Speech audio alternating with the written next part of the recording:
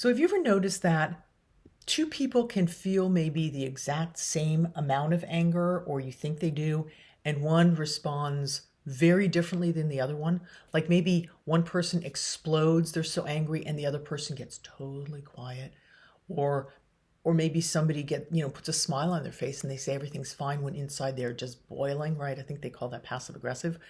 So what's fascinating to me is that all three of those, and there's probably more different expressions, is that the people feeling them, they're feeling the same emotion, right? So why do they respond differently? Why do they experience it differently?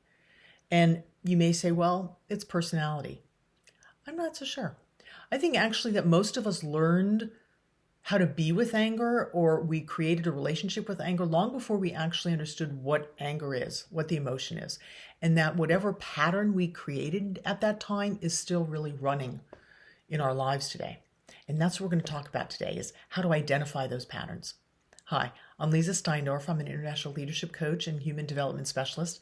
And for really over 20 years, I've been helping people across cultures understand themselves more clearly, navigate difficult emotions, and strengthen their relationships, and also live lives and do work that feels aligned with who they really are. And one thing I've observed again and again is that most people tend to develop one of, I'm going to say, three relationships with anger. And none of them is right and none is wrong, but they're very distinct, and it's helpful to understand them. So one is that they shut it down.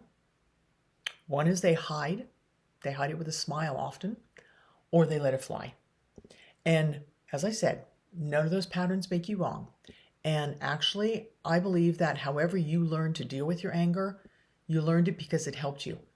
It was a useful tool, and that's why we keep those patterns, right? We're not dumb. We take care of ourselves, and that's how we do it. We keep the patterns that have helped us to get through. But at some point, they may not be that useful anymore, or we simply want to change them. So how do we do that? All right, we're going to go through each one of them. So we're going to start with shutting down, right? These folks often say things like, I'm not angry. I don't get angry. Or, that doesn't bother me. And sometimes that's true, right? People have different levels of tolerance, I'm going to say, but not always. Sometimes what they're really saying is, I've learned that having anger is wrong, or expressing anger isn't safe. Like there's something about their relationship with anger of, don't go there, don't touch that. Yeah, maybe it created conflict at home, or it led to punishment in my case. But maybe it was a situation where they just felt threatened by the experience of anger in itself. So instead of expressing it, they've learned to disconnect from it. And the problem with that isn't that the emotions disappear, because they don't. The problem is that we then ignore them. Yeah. And by ignoring them, they find a different way out. It's kind of like if you're in the pool and you try to push a balloon under the water, you can hold it down for a minute and then it comes up somewhere else. And that's what can happen. And sometimes it can be in a form of resentment, or it can cause exhaustion, or maybe even people get numb. Yeah. Sometimes it can even come to an explosion that surprises even them. And people are like, well, God, that person's like never gets angry. What's wrong with them? So that's one, is when we hide it, we distance ourselves from it. Then there's a second group, the people who hide their anger with a smile. And these are often people that are very thoughtful and caring. They don't want to cause trouble. They don't want to hurt other people or create conflict. Yeah, they don't want any kind of tension. So they just make sure that's not going to happen. They say, it's fine, no worries. Don't worry about it. But inside, they're like boiling. Like there's something not fine. There's something not right. And it doesn't even have to be huge, but it's just enough of irritation. Yeah. And then over time, something very interesting happens with these people. They actually begin carrying two realities, two experiences. One that they're expressing externally, and one that's actually going on within themselves. And they don't match up. And that split can be exhausting, because we're not congruent with ourselves. And they're not doing that because they're dishonest, but they're disconnected from themselves, right? They are convincing themselves that they can't express on the outside what they're feeling on the inside. Yeah. And then there's the third pattern, let it fly. And I used to be in this category. Oh my gosh, because that's what I learned, right? And in my home, as I said earlier, we learn these patterns before we even understand what anger is. And it's usually in order to keep ourselves safe, in order to help us get through. And for me, when I grew up in a family, my dad came back from war, he had PTSD, so there was a lot of violence and anger in our home. And I learned that if I didn't match that, if I didn't stand up for myself, if I didn't get angry, then I was going to get it, right? Or often the other way. If I did get angry, I got it anyway. So I had a very complex relationship with anger, which is one of the reasons that I share this work, is because I've had to work through all these things, right? I'm not talking theory here at all, right? But through best practices, all my personal experience, and also my professional education and work. So this is the third pattern that most people think of actually when they hear the word anger, right? It's the raised voice and the clenched fists and the sharp email or sarcastic comment if you're in a group. It's that intense emotional reaction. And for the person expressing it, for a minute, it can feel very powerful because it is congruent, right? As opposed to the one I said earlier. This is, you're feeling it and it's coming out that way. Yes? Something happened. Thank goodness. It's like, whew, there it is, like a volcano erupting. And at least the pressure is gone and people know how you feel. However, if you've ever been on the other side of that experience, you know that something else often happens also, right? The issues that led to the anger, they just get buried beneath that reaction because it's not really dealing with the situation. It's just like a vent. I don't know if you're familiar with pressure cookers. They don't use them that much anymore anyway, but they're these pots and they have a little toggle on the top.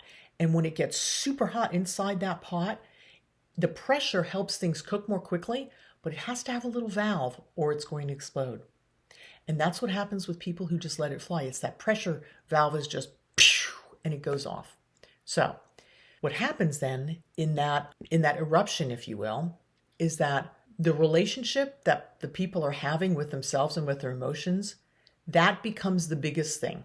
And the cleanup becomes bigger than the original problem, right? Because now you have a breach in the relationship. You have somebody on the other side who is also hurt or angry or confused or what have you at your explosion. None of these patterns are particularly effective. They're not bad. Yeah, one suppresses the anger, one disguises it with a smile, the other one expresses it. Okay, and I'm just categorizing because it's easier for us to talk about it. There's all kinds of nuances in between those, and we also do different ones at different times. But none of those patterns, relationships with anger, actually understand or are based on an understanding of anger, I'm going to say. And understanding it is where actual change begins. Because underneath anger, there's something usually very tender and important. There's a hurt, a disappointment, fear is often there, confusion. I've spoken previously about it being a feeling of helplessness, like I can't do anything. A boundary's been crossed. One of my values isn't being attended to or it's been violated. Yes, and that's where that helplessness comes from. I can't do anything about it. And that powers the anger. So, something that matters deeply to us and that we don't yet know how to navigate effectively is going on. And the anger is kind of this amalgamated emotion, if you will, big word, just to say that all that stuff just comes together into one clump. And once we become curious about the layer underneath the anger, then things start to shift because the question stops being, what should I do with my anger? And it becomes, what's happening underneath? What's happening inside, behind this? So, as a practice this week, I'm going to invite you to simply notice for yourself, what happens when anger shows up for you? What's your relationship with it? Just anything that comes up for you. Do you judge it? Do you feel it's bad? Are you afraid of your anger? Do you distance yourself? Do you ignore it or deny it?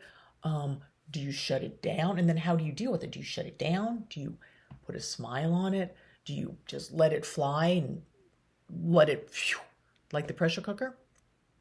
So I'm going to invite you to not take any action. Don't try and change it. Just observe it. Just be the witness. Because if we ever want to change things, the first thing we need to do is understand it, to know where we are first, right? I give the example often to my clients is if you want to get to, I don't know, Chicago, the first thing that you need to understand in order to plan your route to Chicago is very basic, not what car you have, what roads there are. You need to know where you are. Because if you're in Michigan, it's going to be a completely different route than if you're in Washington State. Yeah? So you have to know where you are first. And that's how it is with anger or any change you want to make, knowing where you are first. So that's my invitation to you this week, is to just look at, where are you with anger? How are you with anger? How is anger for you? Just get to know that. Become curious. And in the next video, we're going to look at one of the biggest misunderstandings we have about anger, and that is the belief that anger equals power. And that's not only a personal belief, that's a cultural belief in the Western world. And we're going to talk about that. Because many of us have been taught that the strongest people are the angriest people. And as I've said earlier, I don't think that's true at all. And to see it from a different perspective is really, really powerful. Sometimes the first step toward change is simply recognizing the pattern that you've been living, and then that gives you information. And information really is king and queen and universal support, because when you have information, you know where you are, you know what you want, then you can figure out how to get there. So if you found this conversation useful, please consider subscribing. That way you'll know when new videos come out. And these conversations, especially in this series about anger, are going to build on one another. But all of my work really weaves together. And if you know someone this would be useful to as well, please go ahead and consider sharing the video with others. And in our next one, we're going to look at one of the biggest misunderstandings, in my opinion, that we have about anger, especially in our Western world. And that is the belief that anger equals power. Yes? We've been taught that the strongest people are the angriest people. And a lot of our social media, a lot of our politics, a lot of our art, movies, music, and so forth kind of enforces that belief. I don't think it's true at all. We're going to talk about that, because sometimes the first step to change anything really is recognizing what the pattern is and having more information about it. And that's why we're going into this. All right. Thanks for being here. Appreciate it. And I look forward to seeing you in the next clip. Until then, be well.